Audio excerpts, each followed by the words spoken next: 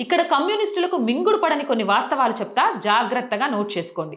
భారత్ మాతాకి జై గురించి 1857 ప్రథమ స్వతంత్ర సంగ్రామంలో కీలక పాత్ర పోషించిన అజీముల్లా ఖాన్ మాద్రే వతన్ హిందుస్థాన్ జిందాబాద్ నినాదం ఇచ్చారు. దాని హిందూ అనువాదమే భారత్ మాతాకి జై.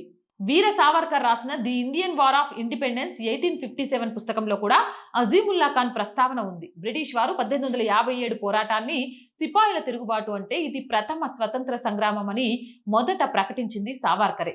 జై హింద్ గురించి అబీద్ హసన్ సఫ్రాని నేతాజీ సుభాష్ చంద్రబోస్ వ్యక్తిగత కార్యదర్శి. ఆ తర్వాత ఆజాద్ హింద్ ఫౌజ్ లో మేజర్ గా పనిచేశారు. నమస్తే, నమస్కార్, రామ్ రామ్, సత్ శ్రీ అకాల్, సలాం వాలేకుం పదాలు వాడేవారు. వీటన్నిటికీ బదులుగా జై హిందుస్థాన్ వాడాలని అబీద్ సూచించారు. ఆ తర్వాత దాన్ని కుదించి జై హింద్ అని మార్చారు. దీన్నే నేతాజీ సంతోషంగా ఆమోదించారు. మరో గొప్ప విషయం ఏంటంటే అబీద్ హసన్ సాఫ్రానీ పేరుతో సాఫ్రానీకి ఒక ప్రత్యేకత ఉంది. హిందువులు విశ్వసించే త్యాగానికి చిహ్నమైన సాఫ్రానీ అంటే కాషాయంని తన పేరులో చేర్చుకున్నారు. ఆయన స్వస్థలం హైదరాబాద్. ఆజాద్ హింద్ ఫౌజ్ లో పనిచేసినందుకు బ్రిటిష్ వారు అరెస్ట్ చేసి సింగపూర్ జైల్లో పెట్టారు. స్వతంత్రానంతరం భారత విదేశాంగ శాఖలో సేవలందించారు.